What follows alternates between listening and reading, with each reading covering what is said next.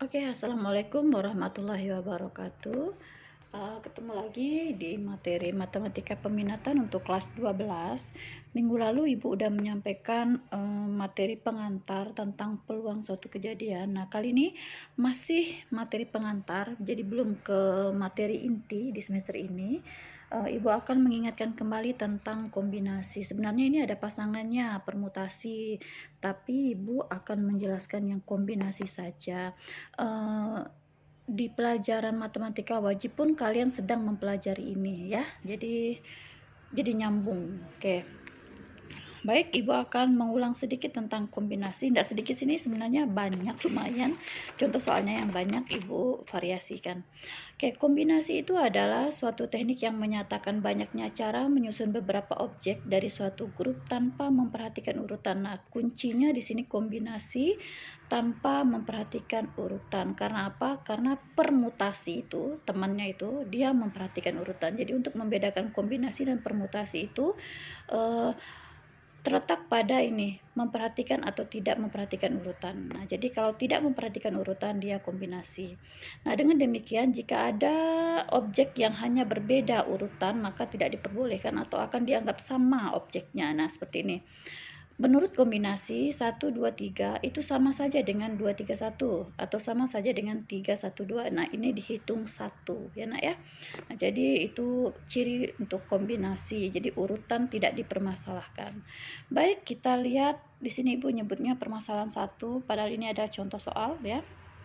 Misal di sini, permasalahan 1, di atas meja itu terdapat 3 buah amplop. Ibu menyuruh Bayu mengambil 2 amplop dari 3 amplop yang ada di atas meja tersebut. Pertanyaannya, berapa banyak cara Bayu mengambil 2 amplop dari 3 amplop yang tersedia? Nah, dia kan tersedia ada 3 amplop. Di sini Bu kasih nama amplop 1, amplop 2, amplop 3. Kalau kita hitung jumlahnya itu ada 3 kan? Nah, ini kita simbolkan atau kita notasikan dengan N. N ini banyaknya apa ya, anggota ruang sampelnya itu ada 3. Kemudian akan kita ambil 2 amplop. Kita ambil 2 amplop, berarti dari yang tersedia ini kita ambil 2 amplop. Maka 2 amplop ini kita notasikan dengan K. Berarti K-nya sama dengan 2. Maka yang mungkin diambil Bayu itu ya, susunan atau banyaknya cara mengambil 2 amplop dari 3 amplop yang tersedia oleh Bayu itu mungkin kemungkinan pertama dari amplop 1, amplop 2, amplop 3 bisa saja Bayu mengambil amplop 1 dan amplop 2. Kemudian bisa saja Bayu mengambil amplop 1 dan amplop 3. Kemudian yang terakhir bisa saja Bayu mengambil amplop 2 dan amplop 3. Nah, semua ini ada 3. Maka cara Bayu mengambil 2 amplop dari 3 amplop yang tersedia itu ada 3 cara. Oke. Ini kalau objeknya sedikit, Nak. Dari 3 diambil 2. Masih bisa kita data seperti ini ya, kita data manual seperti ini. Nah, jika yang tersedia itu misalnya dari 15 amplop diambil 3. Nah, mampu enggak kalian menyusunnya seperti ini manual? Nah, Ibu rasa pasti mendapat kesulitan ya. Nah, karena itu untuk objek yang sedikit masih mungkin kita susun seperti ini, tapi untuk objek yang besar lebih baik kita menggunakan rumus. Nah, rumus kombinasinya ini ya. Nanti di matematika wajib kalian juga pasti dapat ini. Kombinasi K objek yang diambil dari N objek yang tersedia itu dirumuskan, berarti ini objek yang tersedia, berarti keseluruhannya. Ini objek yang akan kita ambil. Itu dirumuskan, kombinasi itu dinotasikan dengan huruf C ya Nak ya. Ya, jadi kombinasi dari K objek yang diambil dari N objek yang tersedia itu dirumuskan. N faktorial, ini tanda seru ini bacanya faktorial. Ada juga buku yang menyebutnya fakutet, tapi fakutet itu jarang, orang keseringan menyebutnya faktorial. Dibagi N dikurang K faktorial dikali dengan K faktorial. Oke, perhatikan. Nah, jika contoh yang tadi permasalahan ini yang kita selesaikan pakai cara manual tadi, kita coba menggunakan rumus ya. Kita coba menggunakan rumus, maka ini dia jadinya. Nah, berarti kan tadi ada 3 amplop, berarti seluruh objeknya 3, akan kita ambil atau akan Bayu ambil 2 amplop, berarti K-nya 2, berarti kombinasi 2 dari 3. Berarti dirumuskan, berarti 3 faktorial, ini berarti N dikurang K, berarti 3 dikurang 2 faktorial dikali 2 faktorial. Oh ya, sebelumnya definisi dulu, definisi dari faktorial. Perhatikan ya, kalau ada N faktorial itu kalau diuraikan seperti ini. Jadi N dikali N dikurang 1 dikali N dikurang 2 selalu berkurang sampai 1. Ada juga yang mendefinisikan itu dia dimulai dari 1 ya, jadi satunya di depan, berarti 1 kali 2 kali 3 kali 4 sampai N. Kalau ibu lebih senang menyusunnya itu mundur ya, berarti batas akhirnya sampai 1. Nanti lebih jelas kita lihat ke contoh soal ya. Oke, jadi ini kalau permasalahan yang pertama tadi kita selesaikan dengan rumus kombinasi, berarti kombinasi 2 dari 3, 2 objek dari 3, berarti 3 faktorial per 3 dikurang 2 itu 1 faktorial, berarti dikali 2 faktorial. Nah, 3 faktorialnya kita uraikan. Kalau ibu lebih senang hitungnya mundur ya, berarti 3 dikali 3 kurang 1 kan 2, kemudian 3 dikurang 2 lagi 1, berhentinya sampai 1. Yang di bawah juga kita uraikan, 1 faktorial ya 1, 2 faktorial berarti 2 kali 1. Nah, ini kan bisa kita coret. Yang tersisa adalah 3 dibagi 1 sama dengan 3. Ya, sama kan dengan hasil kita tadi? Ya, jadi lebih enak menggunakan rumus. Tapi kalau misalnya dia objeknya kecil masih memungkinkan kita gunakan cara manual. Tapi kalau objeknya banyak, lebih baik gunakan rumus. Oke, berarti caranya, oh iya, kalau kalian sudah mahir, jadi kalian tidak perlu uraikan panjang-panjang, begini saja. Jadi ibu tuliskan yang cara yang lebih ringkasnya, berarti 3 faktorial langsung kita di luar kepala ngitungnya. Kalau 3 dikurang 2 kan artinya 1, berarti di sini langsung kita masukkan 1 faktorial per 2 faktorial. Nah, yang di atas ini kita uraikan stop sampai faktorial terbesar di bawah. Faktorial terbesar di bawah kan 2 faktorial, berarti ini 3, harusnya kan ini 3 kali 2 kali 1 kan. Nah, cukup kita sampai 3 kali 2 faktorial karena di bawahnya dia ada teman, dia bisa kita coret ya. Sehingga yang tersisa adalah 3 dibagi 1. 1 faktorial. 1 faktorial itu adalah 1. Berarti juga sama hasilnya 3. Oke. Baik, kita masuk ke permasalahan yang kedua ya. Di sini contoh soalnya ibu ambil agak bervariasi ya. Perhatikan di sini. Terdapat 10 orang yang lulus seleksi pada suatu perusahaan, namun kebutuhan tenaga kerja hanya sebanyak 4 orang. Jadi berapa banyak cara yang dilakukan perusahaan dalam memilih 4 orang dari 10 orang yang lulus seleksi. Jadi orang yang pantas diterima ini ada 10 di perusahaan tersebut. Tapi perusahaan tersebut hanya memerlukan 4 orang saja. Nah, jadi dari 10 orang itu akan diambil 4 orang. Maka kalau kita masukkan ke rumus kombinasi, nah objek yang tersedia itu N, itu sudah ada 10 orang. Kemudian objek yang akan diambil, tenaga kerja yang diperlukan itu adalah 4 orang, berarti K-nya 4. Maka banyaknya cara perusahaan itu untuk merekrut atau mengambil 4 orang dari 10 orang yang lulus seleksi. Berarti kombinasi 4 dari 10 itu berarti 10 faktorial per 10 dikurang 4, 6 faktorial dikali 4 faktorial. Nah, 10-nya kita uraikan sampai faktorial terbesar di bawah. Faktorial terbesar di bawah adalah 6 faktorial. Berarti ini kita stop sampai 6 faktorial. Tidak perlu sampai 1 ya nak ya. Terlalu panjang, nanti pun kita coret. Jadi 10 kali 9 kali 8 kali 7 kali 6 faktorial stop. Karena nanti 6-nya ada teman di bawah. Nah, ini kita uraikan sisanya. 4 kali 3 kali 2 kali 1. Ini kita coret dengan ini. Kemudian yang bisa kita bagi 10 dibagi 2 sama dengan 5 ya. Kemudian 9 ibu bagi dengan 3 sama dengan 3. 8-nya ibu bagi dengan 4 sama dengan 2. Berarti yang tersisa 5 kali 3 kali 2 kali 7 hasilnya 210. Jadi banyaknya cara perusahaan tadi merekrut 4 tenaga kerja dari 10 orang yang lulus seleksi, itu ada 210 cara. Baik, kita tambah lagi modelnya ya. Lihat nih, permasalahan yang ketiga.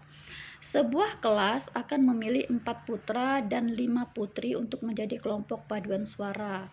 Jumlah siswa di kelas tersebut ada 20 orang ya. Jadi bayangkan sebuah kelas itu ada 20 orang siswa, putranya 4, 5 akan dibuat kelompok paduan suara yang terdiri atas 4 putra dan 5 putri, berarti diambil 9 orang ya nak ya. Oke, kemudian jumlah siswa yang putra itu ada 9 orang. Nah, yang pertanyaannya, berapa banyak cara memilih kelompok paduan suara tersebut? Nah, kita telah satu persatu yang diketahui. Jumlah seluruh siswa satu kelas 20 siswa.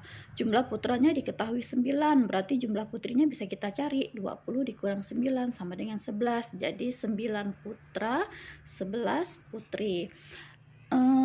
Kelompok paduan suara itu terdiri atas 4 putra dan 5 putri. Satu persatu. Kita mau pilih yang putra dulu. Putranya 4. Yang akan diambil. Putra yang tersedia 9. Jadi banyak cara memilih 4 putra dari 9 putra yang tersedia. Jadi kita ngitungnya satu-satu. Putra-putra, putri-putri ya. Jadi kombinasi yang mau diambil itu 4 putra. Putra yang tersedia itu 9 orang. Berarti kombinasi 4 dari 9. Berarti berdasarkan rumusnya berarti 9 faktorial per 9 dikurang 4 itu 5 faktorial, kita kali dengan 4 faktorial. Oke, 9 faktorialnya kita uraikan sampai 5 faktorial ya, yang terbesar di bawah. Berarti 9 kali 8 kali 7 kali 6 kali 5, stop. Nah, kita coret dengan 5 faktorial, sisanya 4 faktorial kita uraikan 4 kali 3 kali 2 kali 1. Oke, yang bisa dibagi 9 dibagi 3 dapat 3, 8 dibagi 4 dapat 2, kemudian 6 dibagi 2 dapat 3, berarti 3 kali 2 kali 7 kali 3. Nah, itu dapatnya 126 cara. Jadi untuk memilih 4 putra saja itu ada 126 cara. Nah, sekarang kita mau memilih yang putri. Nah, banyak cara memilih 5 putri dari 11 putri yang tersedia, sama seperti yang putra tadi. Kombinasi berarti yang mau dipilih 5, putri yang tersedia ada 11. Berarti 11 faktorial per 11 dikurang 5, 6 faktorial dikali 5 faktorial. Oke, 11-nya kita uraikan stop sampai 6 faktorial ya, karena akan dicoret dengan yang di bawah. Sisanya 5 faktorial kita uraikan. Oke, sama seperti tadi kita bagi yang bisa. 10 dibagi 5 dapat 2, 9 dibagi 3 dapat 3, 8 dibagi 4 dapat 2. Oke, berarti ini kita kalikan. Di bawahnya sudah tercoret semua, berarti tinggal mengalikan di atas, hasilnya 462 cara. Nah, jadi banyaknya memilih putra itu ada 126 cara, banyaknya cara memilih putri itu ada 462 cara. Nah, sedangkan satu kelompok paduan suara itu terdiri dari keduanya, 4 putra dan 5 putri. Nah, maka cara memilih kelompok paduan suara di kelas tersebut. Nah, cara memilih yang putra kita kalikan dengan cara memilih yang putri. Hasilnya 58.212 cara. Bayangkan kalau ini harus kalian hitung manual, disusun satu persatu. Ya, berterima kasihlah pada rumus kombinasi ya, jadi tidak harus pakai cara manual. Baik, permasalahan keempat kita lebih tingkatkan lagi, karena ini ibu ambilkan contoh soal yang sering keluar di ujian nasional maupun ujian sekolah. Modelnya seperti ini yang sering keluar ya. Kita lihat. Seorang siswa harus mengerjakan 7 dari 10 soal. Berarti soal totalnya ada 10, tapi siswanya harus mengerjakan 7 saja. Nah, di mana soal nomor 1 sampai 4 itu wajib dikerjakan. Nah, pertanyaannya berapa banyak cara siswa tersebut mengerjakan soal. Nah, lihat ya, kita telah satu persatu biar gampang memahaminya. Soalnya itu 1 sampai 10. Yang harus dikerjakan oleh seorang siswa itu 7 soal. Berarti memilih nih nak, soal 1 sampai 10 kita pilih 7 soal. Tapi dengan catatan soal 1 sampai 4 itu wajib dikerjakan ya.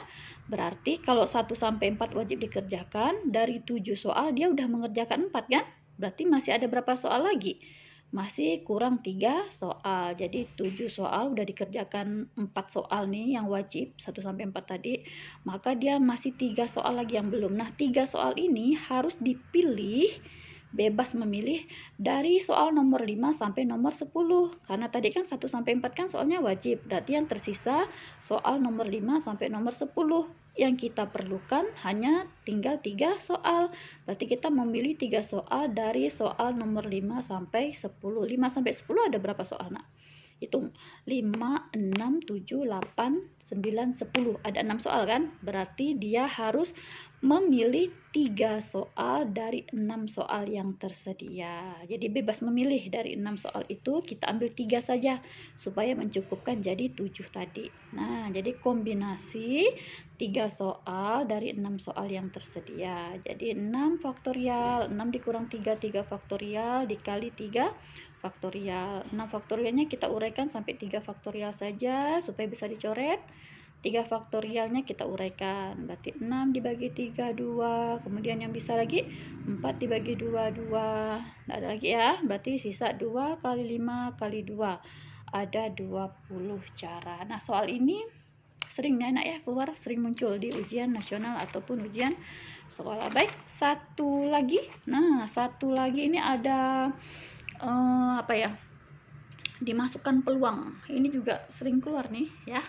Oke, permasalahan yang terakhir, yang kelima. Sebuah kotak berisi 4 bola merah dan 6 bola biru.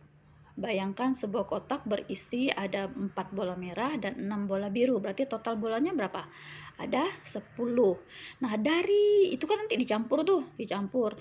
Dari 4 bola merah, 6 bola biru atau dari 10 bola itu akan kita ambil 2 bola sekaligus kita ambil secara acak. Jadi tidak boleh milih-milih warna. Pejam mata ngambilnya, langsung kita ambil 2 bola. Nah, yang ditanyakan adalah berapa peluang terambilnya. Yang A, keduanya bola biru. Tadi kan kita mau ambil 2 bola kena kan? Nah, yang A ini ditanyakan berapa peluang yang terambil itu kedua-duanya bola biru. Atau yang B, berapa peluang terambilnya 1 bola merah dan 1 bola biru. Oke, kita kerjakan yang A dulu ya. Sebelum yang A kita harus menentukan dulu NS-nya atau jumlah sampelnya. Nih, Ibu ilustrasikan. Sebuah kotak, masa kotak bulat ya, ya. Kotak harusnya kotak, enggak apa-apa. Satu buah kotak ini berisi 6 bola biru dan 4 bola merah, berarti totalnya ada 10 bola. 10 bola ini bercampur nih, biru merahnya kita ambil 2 bola tanpa milih-milih, harus acak. Maka NS-nya adalah 2 bola diambil dari 10 bola. Kita hitung pakai rumus kombinasi. Berarti 10 faktorial, 10 dikurang 2 itu 8 faktorial dikali 2 faktorial. Berarti 10-nya kita uraikan sampai 8 faktorial saja. 10 kali 9 kali 8 faktorial, nanti dicoret dengan 8 faktorial di bawah. 2 faktorialnya kita uraikan, 2 kali 1, berarti yang bisa dicoret, yang bisa dibagi 10 dibagi 2 sama dengan 5. Berarti 5 kali 9 45. Jadi NS-nya itu 45. Nah, yang pertama, kedua-duanya maksud Ibu, bola biru yang terambil. Nah, terambil 2 bola biru. Kita misalkan kejadian itu kejadian A, terambil 2 bola biru.